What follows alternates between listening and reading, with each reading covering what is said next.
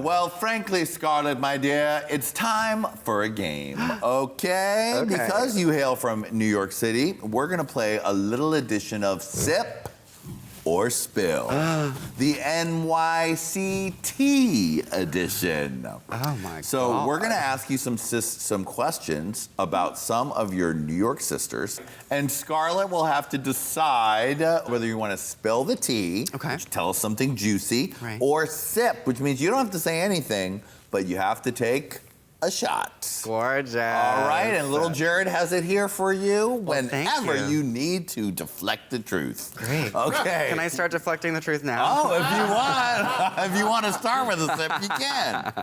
All right, now we're talking about this grouping of NYC queens. Okay. Miss Honey Davenport, Sasha Velour, Monet, Sugar, Bob, Cracker, Thorgy, or Aquaria, okay? Oh, wow. Now, Options. of that group, who is the sluttiest? Honey Davenport is the sluttiest. That is the easiest one. Yeah, definitely. Yes, she's been on this show, and we agree that we think Digmatized. so. Totally. Okay, who is the drunkest? Sugarcane. Oh, okay. No, she I think holds it together all the time, but she was my drinking buddy on the UK tour. Her drink of choice is Patron, of course, which they don't really have in the UK. That and no ice. And no ice either. Well, she doesn't have ice. She'll just have it nice and warm. Okay. Just bring the bottle. All right. Which of those queens is the sweetest? Oh, Sasha Velour. Sasha's always been sweet. Takes care of you. You know what I mean? Whatever is better than sweet. Like one up from sweet. Super sweet. Super sweet. Super sweet. Super sweet. Yeah, I've been doing nightgowns for a while. Yeah, what a great show. It's a beautiful show. It's a beautiful message. Yeah, I'd say Sasha's the sweetest of. And she's really just taking control of Was her Peppermint own in there? thing. Oh, Peppermint was not, but she would be a close second. Well, if she was, she would be the first. Oh, okay. Sorry, Sasha. Sorry, Sasha. You're not that sweet. How about the meanest? I would probably have to say Bob, just because I've always wanted her to bully me. Okay. We used to have back-to-back shows at a bar that's now closed called Boots and Saddle in New York, in the West Village. Yeah. And I would always stay after my show, which is you're sweating it out for a couple of hours. You want to leave work when you're done with work. And her show was always just so good. I would just pull a seat in the back and watch her just yell at people on stage. It's so fun. She's mean. Bob, you're mean. How about funniest? Funniest? Definitely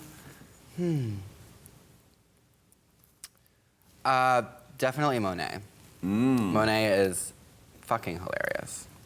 And now she's $100,000 richer. And now she's still funny though. Yeah, she's still funny, even though she's rich. She's still funny.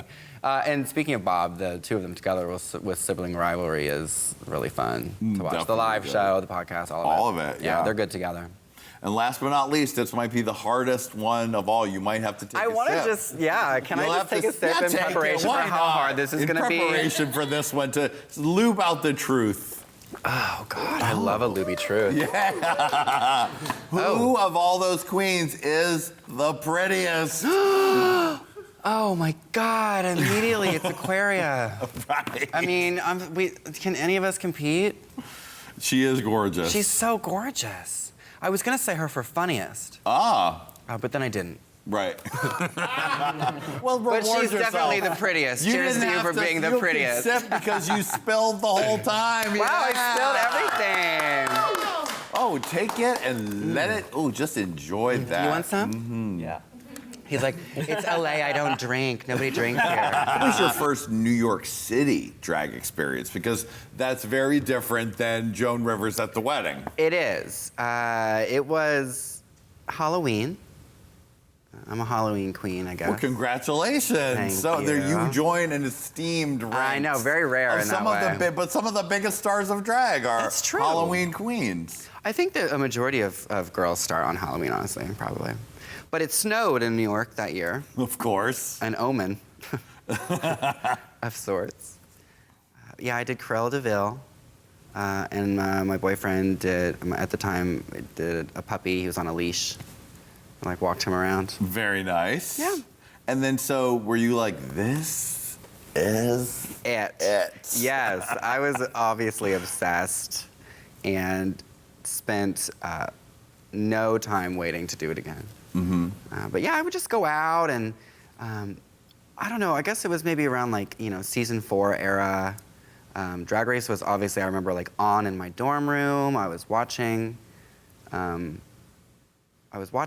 and I was kind of understanding the scene was developing a little bit, and it's constantly changing and morphing in New York, right?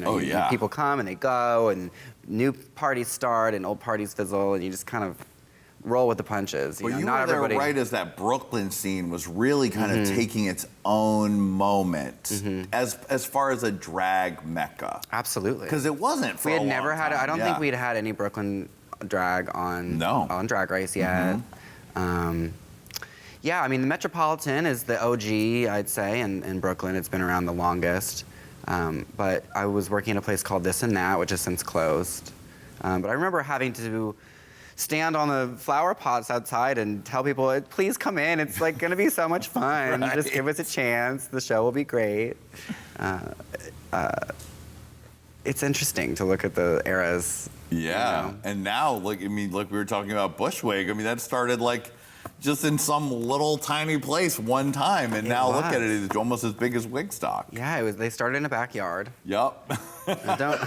Don't we all start in a backyard? Yes, we do. Some of us end up in a backyard, I guess. If we're lucky. If we're lucky. Wait, you were doing drag as your main source of income for years. I have. Can you believe it? I mean, that's like, before Drag Race, that's no joke. You got to hustle in New York City. You really do. It doesn't feel, I guess it's easier to say now, look back on it, that it doesn't really feel like a hustle because you love what you do. Yeah. But it is a hustle. You make a lot of sacrifices.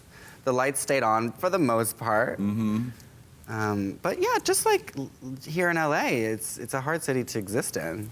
What's your craziest story from that pre-Drag Race era of performing and doing shows? Can I say? You can say anything you want. I guess they can. Yeah, I mean, I feel like the after hours are something that I used to do until I learned that after hours are generally hours that should happen after I've left. Right. Nothing good happened. We've all been there, sweetie. No good decisions are made after hours.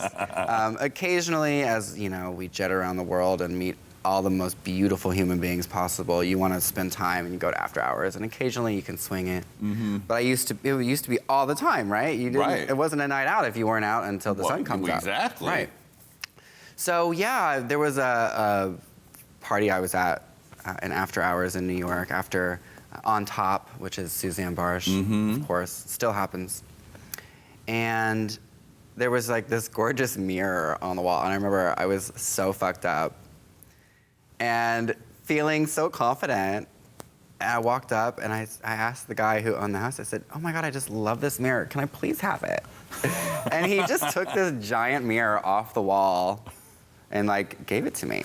Wow. Just gave it to me. So I just there I was, like, trying my best to get this mirror. It's 5:30 a.m. trying to The sun is up, people are on their way to work, It's New York, no one looks at you. No one thought anything about it. Exactly. And so I still have it. I still have the mirror. It matches your chair, your missing chair. It does, perfectly. it's gold. Yeah, exactly. It's a beautiful gold mirror.